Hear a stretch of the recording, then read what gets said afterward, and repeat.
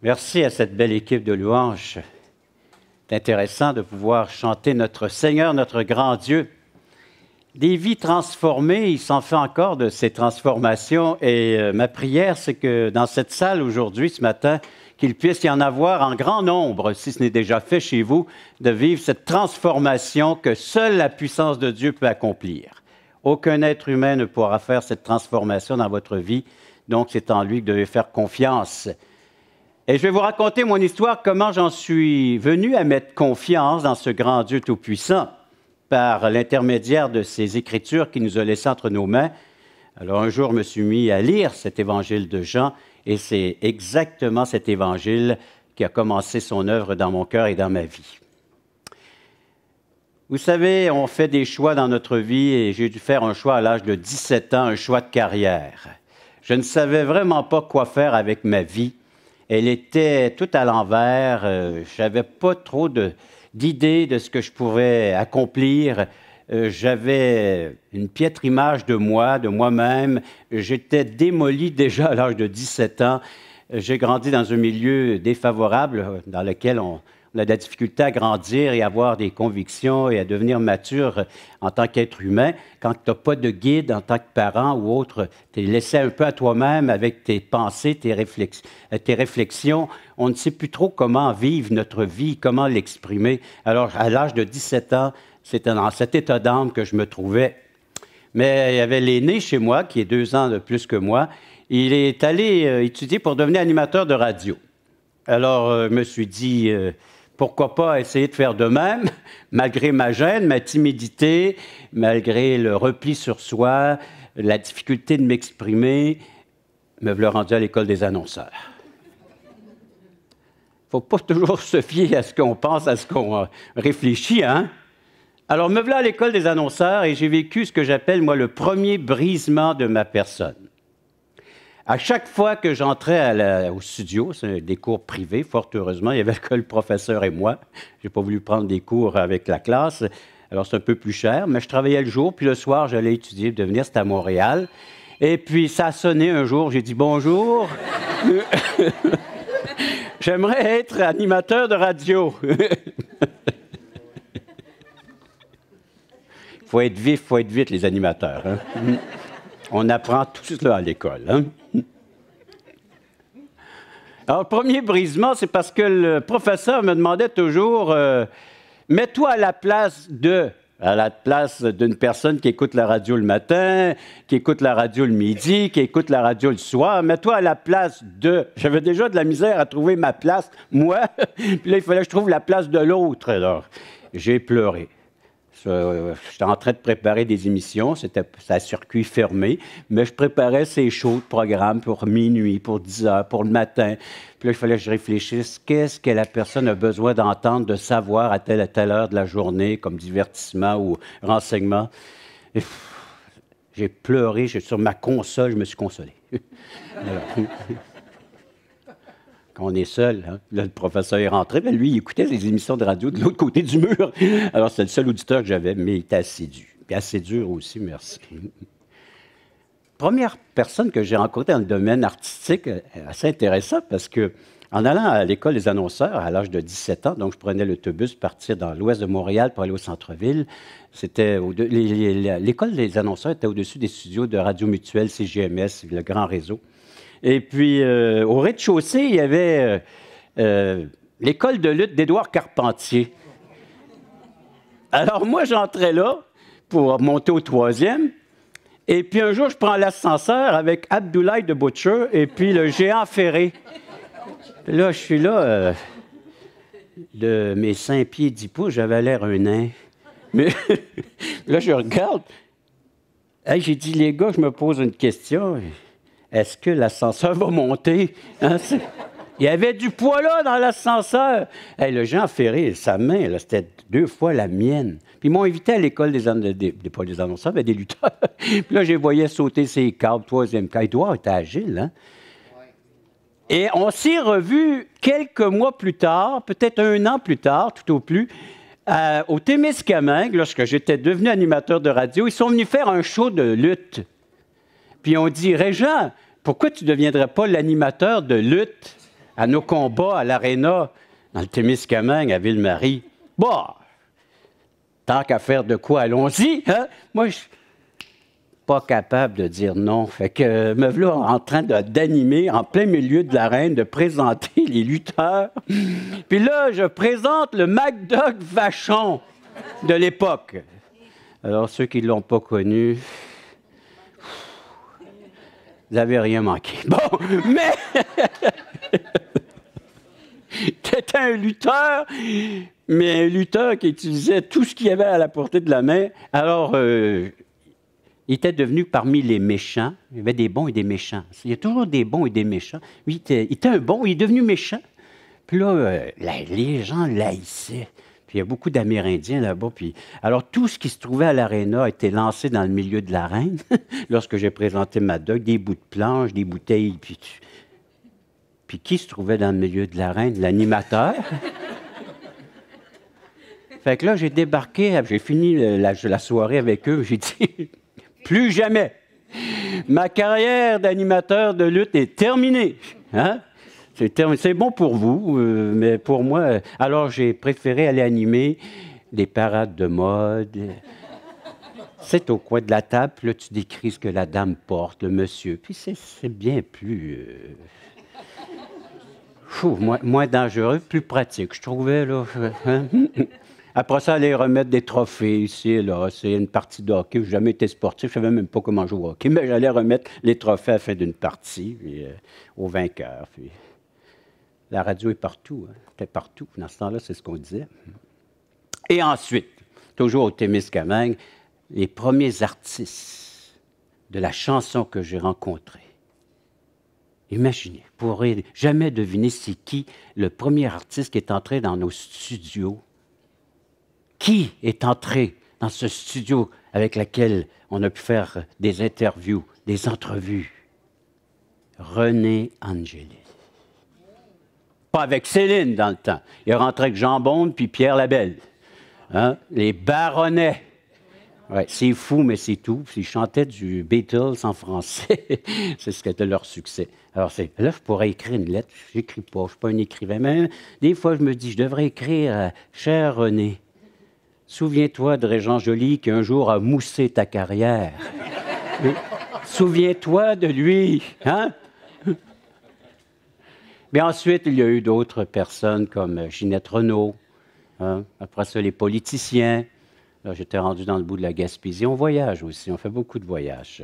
Alors, là, c'était les élections des années 80, c'était le Parti québécois. René Lévesque, il venait à nos studios, on l'a interviewé.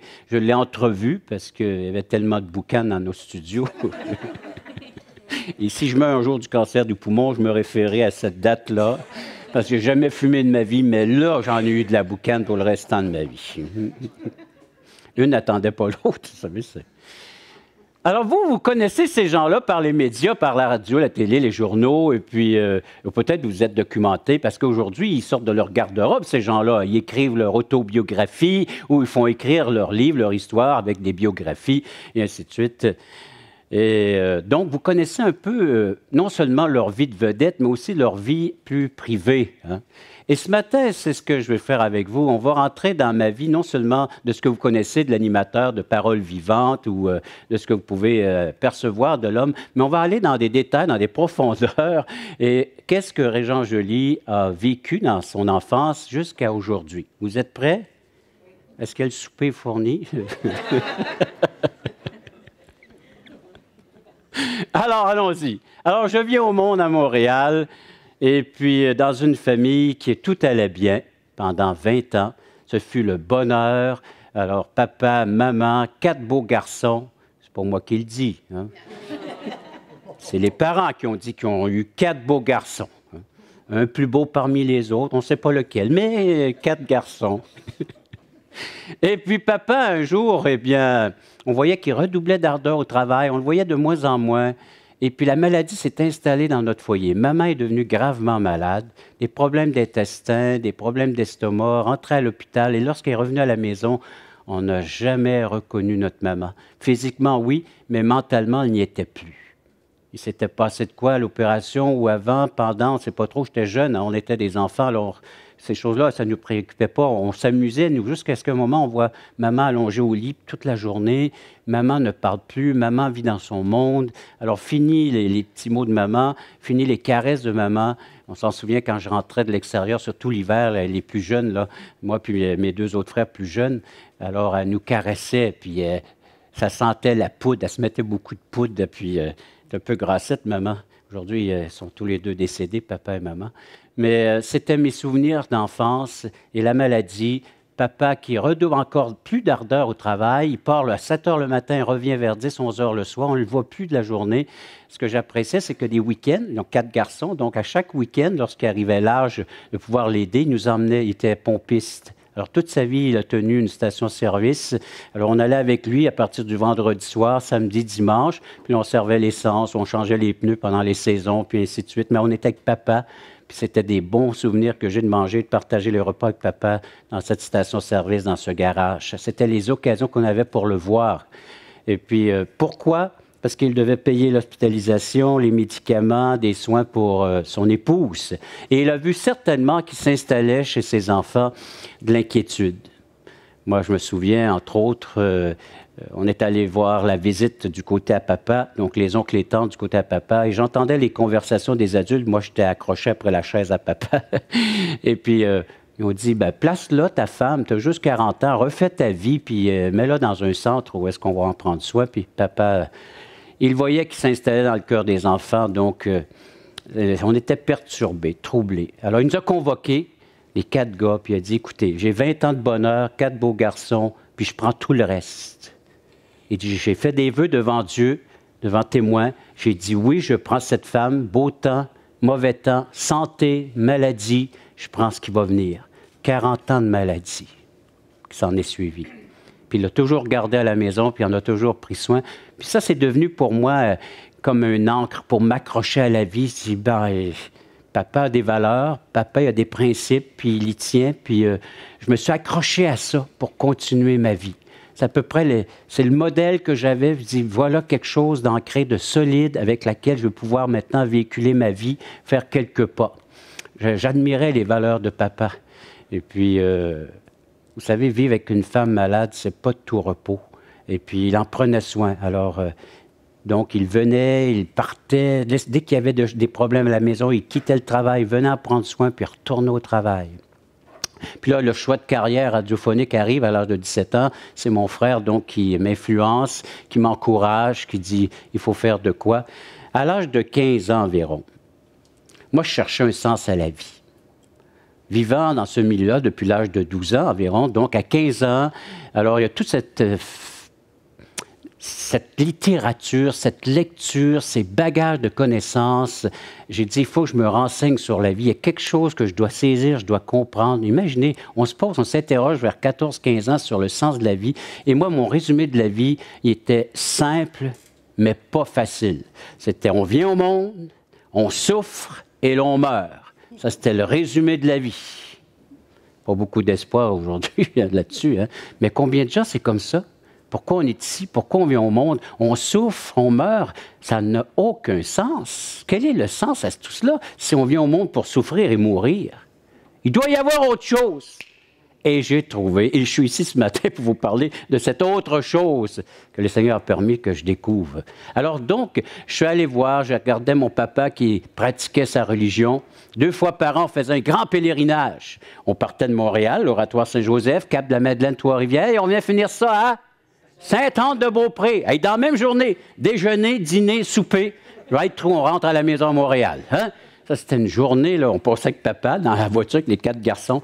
Et puis, je voyais que papa, il cherchait lui aussi des réponses. Je me souviens, entre autres, une journée, il est entré à l'Oratoire Saint-Joseph, il a emprunté le petit corridor qui était... Il n'y avait pas trop de lumière, c'était sombre. Et puis, j'ai suivi papa là-dedans, mais j'avais peur. Hein? Et puis, il se met à genoux devant un tombeau. Puis, je voyais juste ses lèvres bouger. On ne comprenait pas, il n'y avait pas de son. Mais après ça, il sortait puis allumait un lampion Frère André, Saint-Joseph, parce que Ça, à la maison, il nous disait, parce qu'il ne faut pas perdre notre emploi. Mon emploi est précieux pour prendre soin de mes 4 enfants, puis tout le reste. Alors, il croyait que Saint-Joseph pouvait l'aider, l'accompagner, le patron des ouvriers. Hein? Alors, c'était sa foi, puis on partait comme ça. On faisait des pèlerinages. Mais je voyais qu'il n'y avait rien qui soutenait mon papa là-dedans. Et c'était vide. Alors, je suis allé voir mes copains et copines. Donc, on dit, on va aller voir. Je savais qu'il y avait un party d'organiser une grosse soirée chez les copains avec tout ce qui s'ensuit, vous savez, quand on a 15-16 ans. Alors, je m'en vais là. Et puis, imaginez, c'était le gros fun, le gros plaisir. Il y avait tout ce qu'il y avait pour fuir un peu la réalité, là. Puis, hein? Eux aussi, ils devaient être comme moi se poser des questions sur la vie. Puis, alors, ils disent, on va s'évader un peu avec toutes sortes de façons. Et là, j'arrive là, puis je convoque les amis les plus intimes, puis je leur dis, écoutez, voulez-vous me dire qu'est-ce qu'on fait sur la Terre? Pourquoi est-ce qu'on vit tant de misère que cela? Est-ce si difficile à vivre l'existence dont nous sommes? Et là, ils ont dit, non, Régent, viens pas casser le fun ici, là. C'est pas le temps de se poser ce genre de questions. On essaie de s'évader, nous. Puis là, tu nous ramènes ça. Non, non, fume un joint, prends une bière, fais quelque chose. J'ai pris à la porte. Pris à la porte, j'étais m'enfermé dans ma chambre pendant des années, les années qui restaient là. Des années. Et là, elle m'achetait des livres, des livres, de la musique, des livres, de la musique. Les murs en étaient remplis. J'avais 200 volumes. Il lisait, hein, le petit gars, hein? Et savez-vous ce qu'il lisait? Tous les grands mystères de ce monde, je voulais les découvrir. Le troisième œil, Alexandre Rampa, les découvertes, les choses, les mystères de la vie, c'est de l'occultisme. Les choses cachées de la vie, on va essayer de les découvrir. J'ai acheté le jeu de cartes Ouija. Non, ça, c'est la table du Ouija. Voilà. Mais là, il m'a pas, là, vous, là. Les tarots. Bon, j'ai perdu le tarot, mais j'ai retrouvé les cartes. Alors, toute une panoplie pour faire des exercices et devenir médium. Et je le suis devenu pendant 3 ans. Alors, les premières années à la radio étaient un peu bizarres. Il dit, il est bizarre, M. Joly. Avez-vous vu son regard? Et j'étais pas seul. Hein? On était une petite gang d'animateurs. On se rencontrait de temps à autre. Et puis à faire des exercices comme ça, occultes.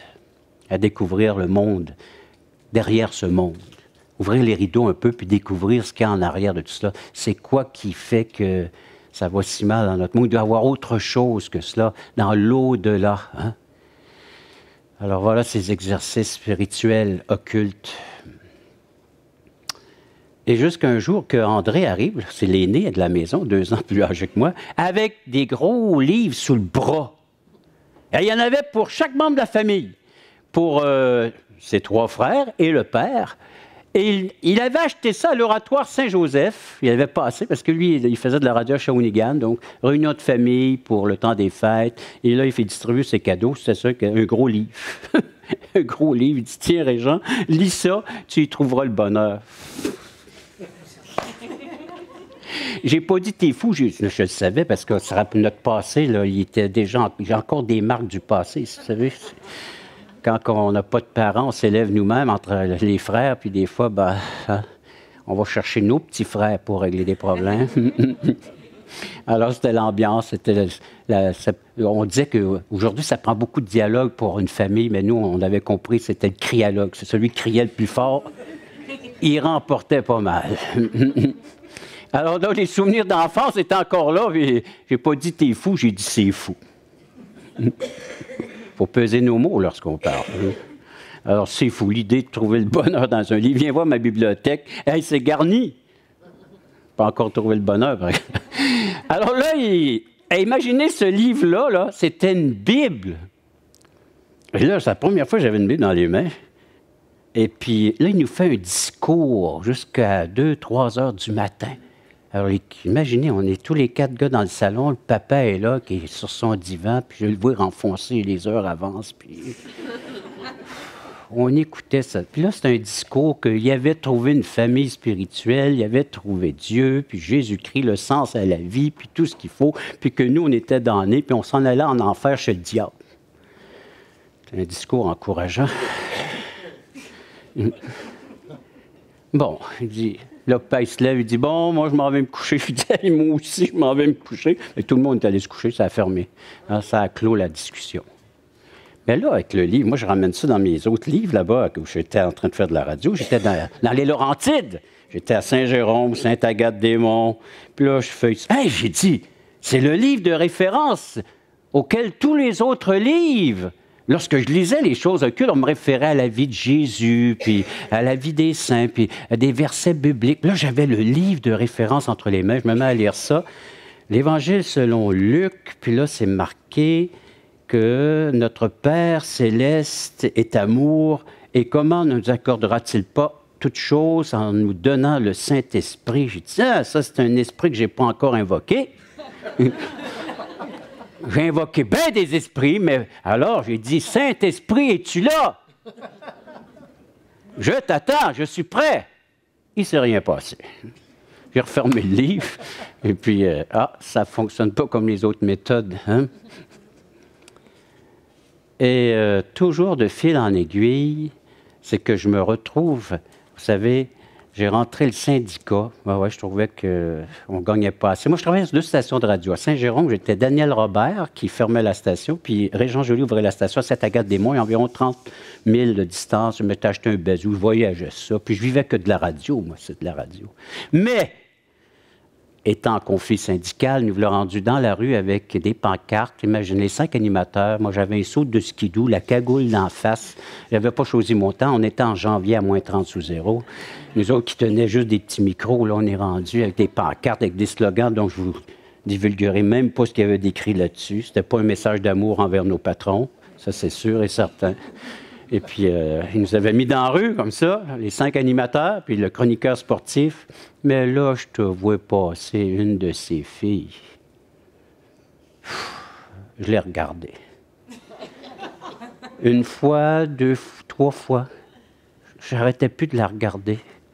Puis elle m'a vu. Mais elle a vu 2 trous dans la cagoule, là.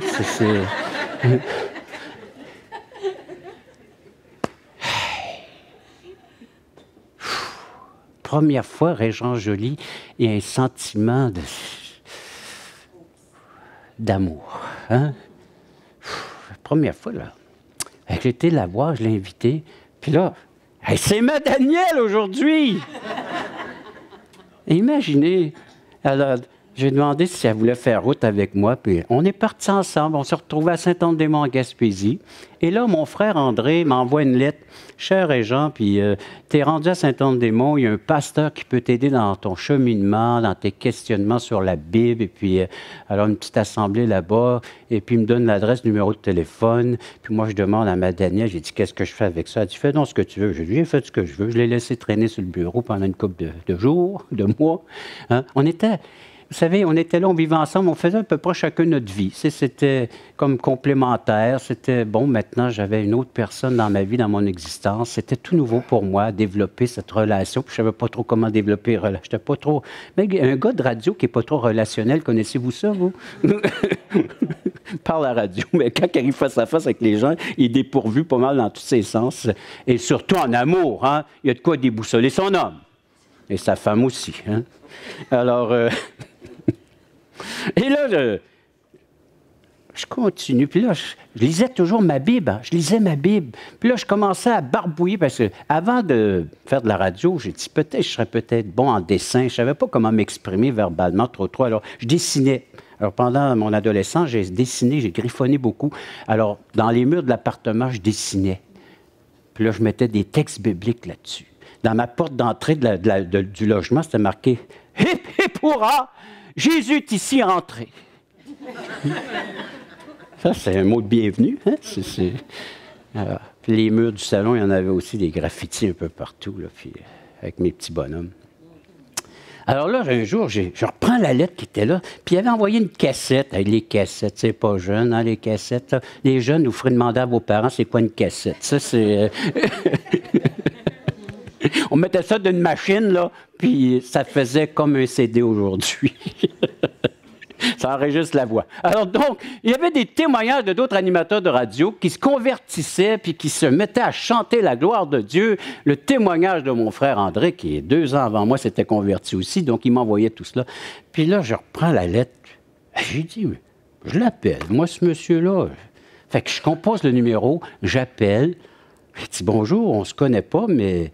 Moi, j'ai été référé par un membre de ma famille. Je suis animateur de radio. Je suis à Sainte-Anne-des-Monts, à Gaspésie. J'arrive, puis je lis la Bible depuis quelques mois, puis quelques temps, puis j'aimerais que vous veniez m'aider à comprendre, à saisir ce qu'il y a décrit là-dedans. Il paraîtrait que vous pouvez le faire. Imaginez, c'est pas tous les jours on a un genre d'appel de cette façon-là. Alors, et là, il me pose une question. Alors moi, dans ma tête, je parle à un représentant de Dieu, un pasteur, quelqu'un qui... Et là, il dit, Monsieur Joly, oui, Monsieur Joly, il dit, êtes-vous marié? Je savais vraiment plus quoi répondre. Alors, je lui dis, il y avait un malaise qui s'est installé dans mon cœur pour la première fois. Ce genre de malaise, je n'avais jamais ressenti ça auparavant. Puis là, je dis, non, monsieur, je ne suis pas marié. Je dis, je ne suis pas marié, mais je vis avec une femme. Il fallait préciser dans ces années-là. Mais... Alors, il dit, c'était pour savoir si je devais faire ma visite seule avec votre épouse. Ben, venez avec votre épouse, j'ai pas de problème. Mais moi, savez-vous ce qui s'est passé dans mon cœur lorsque cette question-là me fut posée? C'est à la lumière de la parole de Dieu. Plus tard dans la lecture, j'ai réalisé que j'avais une conviction de péché, ce que je n'avais jamais eu auparavant. Je vivais comme tout le monde vivait, mais là, Régent Joly, face à ce questionnement, devant Dieu, était un pécheur. Devant Dieu, ce Régent Joly, qui était apprécié, aimé de la plupart des gens, en faisant de la radio, en donnant les renseignements, bien, était un pécheur devant Dieu. Il avait failli au commandement de Dieu. Il n'avait pas toujours fait ce qui était agréable devant Dieu. Et c'est la première fois que je réalisais cela. Et voilà maintenant que le monsieur arrive à la maison et puis il commence à lire l'Évangile selon Jean parce qu'il avait vu sur les murs que Dieu était amour, que Dieu nous aime. Puis ce grand message-là de l'amour, ça allait pour moi. Dieu est amour, il aime toute la création, point final. Mais lorsqu'il m'emmène à Jean 3,16... ce que vous avez reçu ce matin, l'Évangile de Jean, Jean 3,16, qui dit « Car Dieu a tant aimé le monde, qu'il a donné son Fils unique, afin que quiconque croit en lui ne périsse point, mais qu'il ait la vie éternelle. » J'avais déjà lu ce verset. J'avais une certaine connaissance de ce texte-là. Mais là, il me l'a fait relire en plaçant mon nom dans le texte, mon prénom. Il dit « On va le relire, mais mettez votre prénom, car Dieu a tant aimé Régent. » Hey, c'est plus la même chose, hein? Moi, c'était Le Monde. Mais là, c'était Régent cet après-midi-là. Et vous pouvez mettre votre nom, vous, car Dieu a tant aimé un tel, une telle. Dieu a tant aimé Régent qu'il a donné son Fils unique afin que Régent croit en lui, ne périsse point, mais que Régent ait la vie éternelle. Là, ça devenait tellement personnel que j'avais hâte qu'il parte de la maison. Là, ça ne faisait plus mon affaire. C'est moi qui l'ai appelé, je me suis mis dans le trouble, mais je pensais l'être mis dans le trouble. Je dis, bon, fait que là, ils sont partis. Mais le soir, je rentre à la chambre. Moi, je suis le réveil matin. J'ouvre la station à 6 heures le matin. Vers 5 heures, je suis là faire mon choix de musique, préparer mes nouvelles. On fait un peu de tout dans la province, fait que, surtout dans ces années-là. Alors, je rentre dans ma chambre assez tôt, de bonne heure, puis je me mets à relire l'Évangile de Jean. Je relis Jean 3,16 et je continue ma lecture. J'arrive à Jean 3,36, que celui qui a le Fils a la vie. Celui qui n'a pas le Fils ne verra point la vie, mais la colère de Dieu demeure sur lui. C'était encore une fois une révélation de Dieu qui me montrait que Régent Joly est un être pécheur perdu, parce que Jean 3,16 a fait que vous ne périssiez point. J'étais sur cette voie de perdition, ce chemin large qui était éloigné de Dieu, qui me séparait de Dieu et qui m'emmenait vers la perdition éternelle, les peines éternelles. Et Jean 3,36 qui met l'emphase, qui dit, c'est la colère de Dieu que tu mérites châtiment. Le salaire du péché, j'ai découvert ça, que c'est la mort. Alors, je méritais ce châtiment d'être séparé de Dieu, la mort spirituelle. Et j'arrive dans Jean 5,24. Je continue ma lecture, là, moi, là. Et dans Jean 5, 24, en vérité, en vérité. J'ai dit, Jésus, il insiste vraiment, hein? En vérité, mais qu'est-ce qu'il veut qu'on sache en vérité, puis selon la vérité? En vérité, je vous le dis, celui qui croit en moi, celui qui croit en moi, celui qui croit en celui qui m'a envoyé, a la vie éternelle. Pas aura ou peut-être, a la vie éternelle. Et il ne vient point en jugement, terminer le jugement, mais il est passé de la mort à la vie. Celui qui écoute ma parole et qui croit celui qui m'a envoyé, qui croit en moi, a la vie éternelle. Quelles sont les conditions à remplir? Celui qui croit. Celui qui a confiance, celui qui a la foi, celui qui dit « Oui, Seigneur, je suis un pécheur. Oui, Seigneur, je mérite une condamnation, un jugement face au péché que j'ai commis envers toi. Tu es le Dieu saint, le Dieu juste. Et l'amour maintenant de Dieu se manifeste. La grâce se manifeste à l'égard du pécheur, du coupable. Dire « Je te pardonne, je te réconcilie et je t'accorde la vie éternelle. » Tu ne la mérites pas, mais un cadeau que je te fais. Et je suis ce soir-là avec l'assurance, la certitude déjà d'être devenu un enfant de Dieu en acceptant ce que Dieu m'offrait par l'entremise de son Fils unique. Et j'ai passé une nuit formidable. Je ne sais pas combien d'heures j'ai dormi, mais j'étais frais dispo le lendemain matin en me levant et j'ai vu que ma Danielle était allongée à côté de moi et je lui ai dit « Danielle, il va falloir penser au mariage. » 5 heures du matin. Ça réveille une dame. Je ne sais pas si elle a dormi par après, mais moi, je suis allé préparer mon show de radio. Et là, mon cœur était nouveau. La transformation était déjà là en train. Elle était faite. Il y avait une nouvelle soif, une nouvelle vie en moi. Je n'avais jamais eu ces désirs-là. Maintenant, je cherchais. J'étais dans la discothèque pour mon choix musical.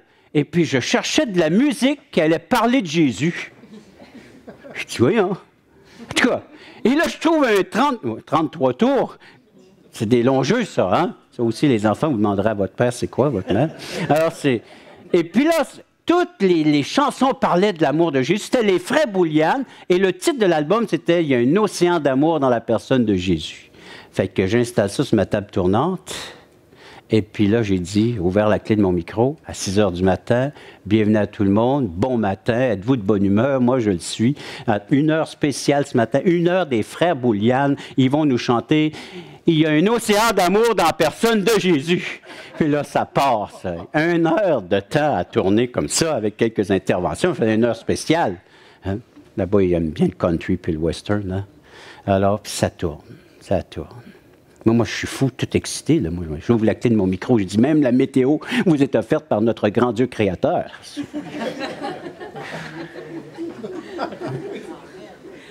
Là, le téléphone rouge, là, ça allume. On ne peut pas avoir des sonnettes, on est en nombre, mais ça allume, ça. Et vers 7 heures.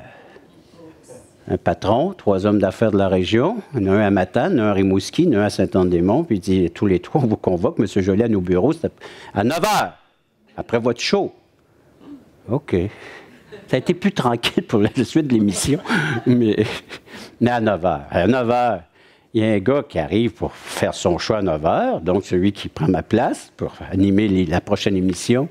Je le regarde, je dis, tu sais pas ce que j'ai vécu hier soir? Il dit non, il dit, t'en as fumé du bon, il dit, d'après ce que... Il dit, je fume même pas, il dit, je fume pas. Mais j'ai dit, Jésus-Christ a pardonné tous mes péchés. La même réaction que vous, c'est rien passé. Mais moi, je dis, il va dire quelque chose. Non, c'est assis, préparé lui aussi. Ça... Là, les petites filles rentrent en avant, les petites secrétaires. Là, je dis, les filles, savez-vous ce que j'ai vécu hier? Dieu m'a sauvé. Ils ont dit, il est sauté.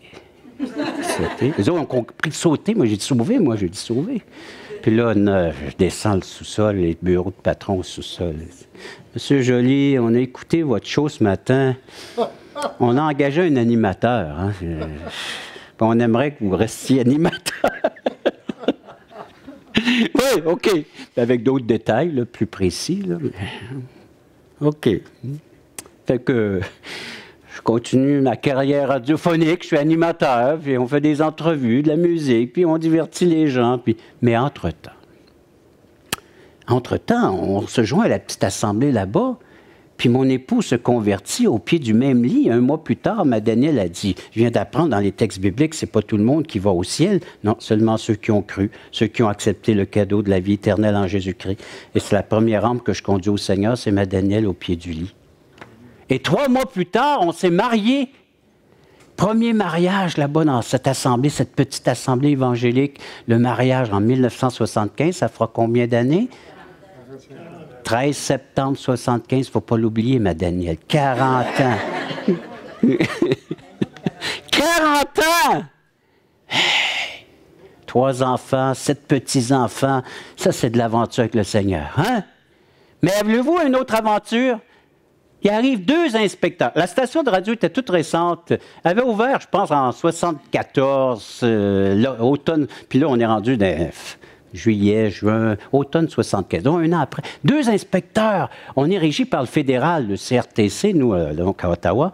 Et puis, 2 messieurs, on les voit passer de temps à autre à nos studios. Ils viennent. Puis, ils ont écouté pendant 1 semaine tout ce qui était diffusé sur les ondes. On a des bobines témoins qui sont enregistrés. Ils réécoutent ça, ce qui se passe sur les ondes. Je ne sais pas s'ils ont reculé 3 mois en arrière. Mais... Et convoque mes 3 hommes d'affaires de la région, puis on dit il vous manque un service ici, vous? On écoute tout ce qui se dit, ces ondes. Il vous manque un service. La population aura besoin de ce service-là. Lequel? Ben, un service religieux. Vous offrez rien sur vos ondes, là. Coïncidence, hein? Monsieur Joly est reconvoqué au bureau des hommes d'affaires. Monsieur Joly, vous avez vu les inspecteurs fédéraux? J'ai dit, ben oui. Ben, on a un petit problème. Ah, on aurait besoin d'un animateur religieux. Hein? Produire des émissions, il y a peut-être 10 %. Donc, comment verriez-vous ça, monsieur Joly? Ben, moi, je verrais très bien des capsules du lundi au vendredi. Alors, pendant mon show le matin, 5 minutes en reprise le soir au retour à la maison. Puis le dimanche matin, ayons un bon bout de temps, là, une demi-heure, quelque chose. Et il dit, parfait. Il dit, c'est gratuit pour vous. Et mon ministère a commencé là. Imaginez, à l'automne 1975, après 3 mois de conversion, heureusement qu'il y avait des anciens de l'Assemblée pour m'aider, pour pas dire juste je suis sauvé, je suis sauvé, je suis sauvé, puis les gens croient que je suis sauté, mais il y avait bien d'autres choses à expliquer. Et on a appelé ça les émissions « Qu'avons-nous dans le fond du cœur » basées sur l'Épître de Paul aux Romains. Beaucoup de choses intéressantes là-dedans à découvrir si vous ne l'avez pas encore déjà fait.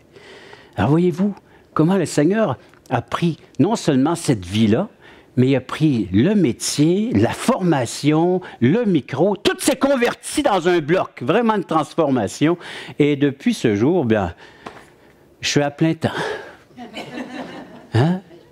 De fil en aiguille, partout où j'allais, le Seigneur ouvrait des portes encore plus grandes, encore plus grandes, encore plus grandes. J'ai dit, jusqu'où que ça ne s'arrête pas. Aujourd'hui, c'est la radio, la télévision et tous les médias, le nouveau site Internet et tout y passe. Alors, la voix de Régent Joly, c'est la voix qui crie dans le micro, qui dit « Monsieur Espoir, il y a de l'espoir pour cette humanité. Si dans votre cœur, il n'y a pas encore cet espoir d'installer, ce matin, elle peut y être. » Aimeriez-vous vivre ça ce matin?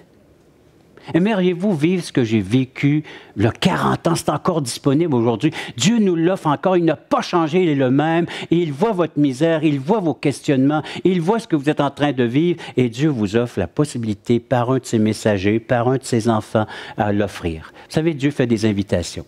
Et si je partais d'ici sans avoir lancé d'invitation, je n'aurais pas accompli ma tâche. Parce que ce n'est pas seulement de témoigner, mais c'est d'inviter les gens à vivre ce que nous sommes en train de vivre, nous les chrétiens, le peuple de Dieu, à vous joindre à nous si vous n'êtes pas encore assuré d'avoir une place au ciel. C'est primordial, c'est important, c'est l'au-delà, c'est l'éternité. Je peux vous dire qu'il y a un monde qui existe, qui est réel en dehors de celui qui est physique, et nous en faisons partie parce que notre âme, elle a été créée par Dieu et elle est éternelle. Connaissez-vous l'adresse où elle va demeurer pour l'éternité? Vous pouvez faire ce choix-là maintenant, vous pouvez déménager à l'instant même. Comme j'ai passé de la mort à la vie, des ténèbres à son admirable lumière, vous pouvez vous aussi déménager. Mais c'est lui le déménageur, c'est pas vous. C'est le Seigneur qui a dit, je m'en vais vous préparer une place, afin que là où je suis, vous y soyez aussi.